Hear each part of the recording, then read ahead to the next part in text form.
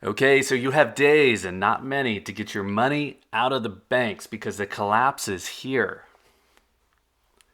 That's that's what I heard anyway.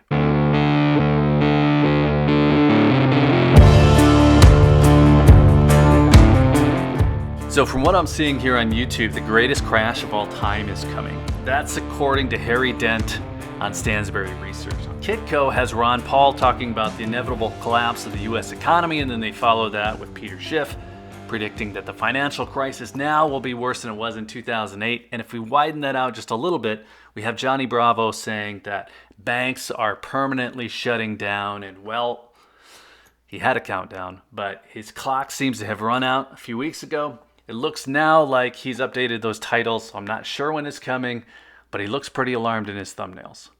There's fire.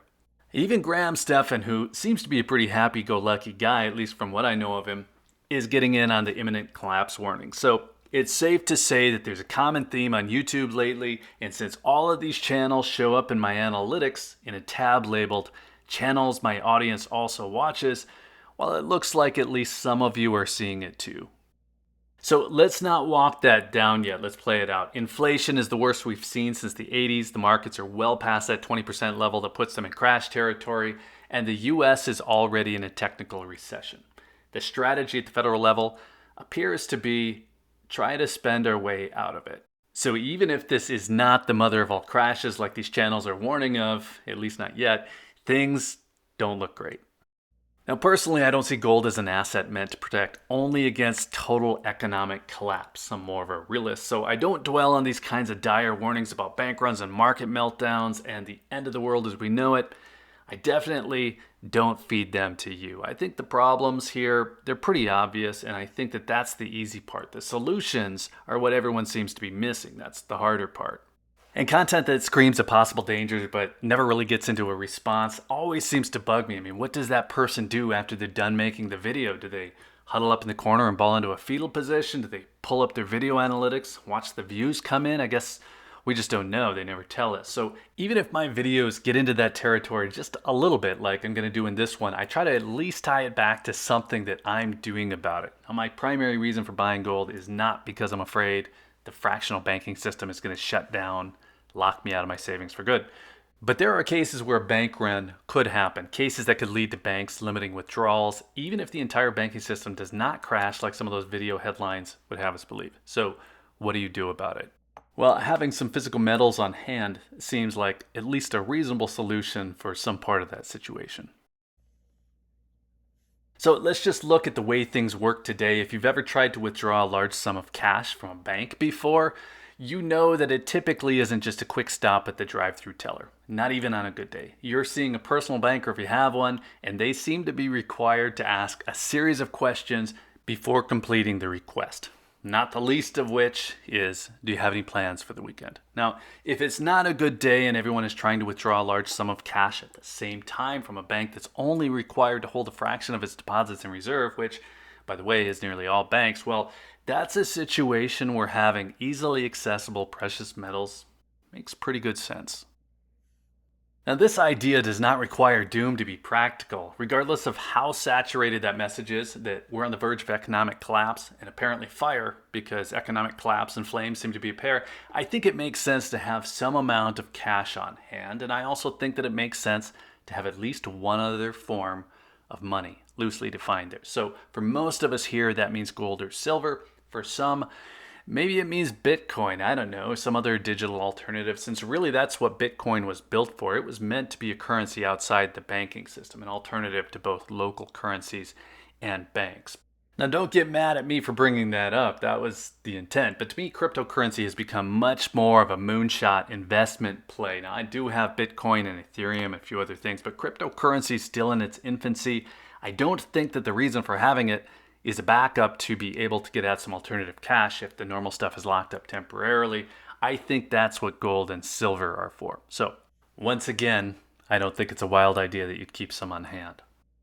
What I will say about these warnings of bank runs and economic collapse and all of this is that people have been telling us that we're on the brink of disaster for as long as I've been paying attention, and it's been especially pervasive for the last 6 months or so. If you search for bank runs on YouTube, you're going to find all kinds of warnings that bank runs are happening right now and you need to get your money out stat. And these really started rolling in April, and they were happening, but they were happening in Poland. Canada even got in and out for a minute. Now it's happening in China, but the details don't always matter on YouTube. People here are talking like it's happening here and it's happening now or 2 weeks ago, depending on the channel. Whatever gets you to click. Now, the problem that I have with these kinds of warnings isn't that some guy is trying to feed his kids with ad revenue. It's that people are giving those warnings and they don't offer any solutions. Channel guests, they might have certain ideas. I think Harry Dent eventually mentioned treasury bonds, or I think it was actually ETFs linked to treasury bonds. Schiff likes gold.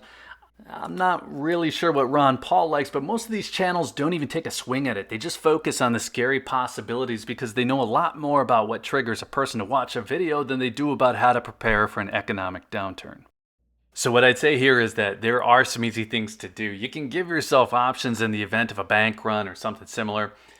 And maybe we need to define that, a bank run. So real quick, banks are only required to keep 10% of deposits available in reserves. They could lend out the remaining 90% or do whatever it is that banks do with that cash. So if enough customers want to withdraw their deposits suddenly and simultaneously, well, then the bank might not have the reserves to allow it. Something important here is that the United States has something called the FDIC, that's the Federal Deposit Insurance Corporation, and that insures your deposits in the event of something like this, in the event of a bank run. And that was implemented after the bank runs from the Great Depression that you hear about quite a bit. So if enough people do withdraw funds, that can lead to bank defaults, and what started out as simple panic can turn into a true problem, at least temporarily. So you get the issue here. If you have savings in a bank, like most people do, you're relying on them and their solvency to get your money back out when you want it. Now, if you found yourself in a situation where withdrawal limits were implemented or delayed, well, having some gold or silver on hand would go from that shiny rock in the corner that holds value better than most things do, to something that you could use to get a hold of some cash, some goods, some services, whatever. It turns into a tool. It's a practical backup plan. It's relatively easy. So then it's just a question of how much you might want to have. So I made a video recently about how much savings financial planners think that you need for retirement, how much gold I think makes sense as a backup plan, and where those two ideas come together.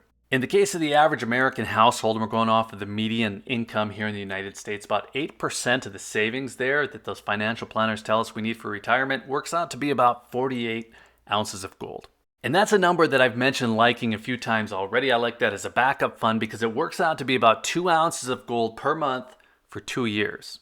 And I get that that seems like a lot of gold to a lot of people. And I think a few people got caught up in whether or not the average person could actually afford that much to begin with. Now, personally, I think that gold is money. I could sell it at any time. I could turn it back into cash. So it was really only about what the math looks like if you want to hold 8% of your savings in gold. And that's rather than keeping 100% of it in cash or equities in the bank and in the stock market. You wouldn't be using that cash, losing that cash, you'd be converting it. It's not like going out and buying a boat. And if you were anywhere in the ballpark of having 8% of the recommended savings amount, or even the partial amounts, the pre-retirement ages, that video follows the financial planner recommendations for savings at ages 30, 40, 50, 60, and 67. Let me drop a link. I'll put it up top. That'll make this make a lot more sense because I then use 8% for the gold holdings at those ages. And I would say that if you had that amount in physical gold, really at any point along the way, any of those ages, you'd probably be covered for the kind of bank run that might actually happen here in the United States. Now remember, the FDIC does come in if things get bad at your bank. So if you don't want to believe that, that's totally fine. If you want nothing to do with banks, that's totally fine. I mean, if that's you, you probably don't have money in the bank to begin with, so problem solved. Okay, so I'm not here to tell you we're on the verge of a total economic collapse, and I don't think that it's healthy to make decisions as if we are, but there are things that you can do to prepare for the general idea. If you ignore the exaggeration required to make those doom and gloom YouTube videos popular, you boiled it down to the fundamental issue, you can walk away with a little bit of a plan, even if those YouTubers don't have one themselves. So having some gold, maybe some silver on hand, that's boiling down an issue, looking at what's practical. And just to be really clear here, I don't think anyone should empty their accounts and convert it all to gold. I think 8% is even a little bit high. I don't have that much in gold personally. I would just say slow it down and think about what's likely, what's a possible outcome. A bank run could happen. They happened in the US in 2008. It wasn't to the level seen in 1932 and 33 during the Great Depression, but people were affected. And not just in Poland, Russia, China, but the likelihood of a total banking collapse here in the United States and you losing all of your money that some of those videos seem to be suggesting is probably not likely. Let's call it good there. What do you think? Do you hold on to physical metals for that reason, or do you just like it because it's shiny and don't feel it's something you'll ever have to use? Let us know. And then while you're in the comments, be sure to hit the like button if you found any of this interesting. Be sure you're subscribed with notifications turned on if you want to see more on the topic. And if you're still here, thanks again for watching. I always appreciate your time. Take care.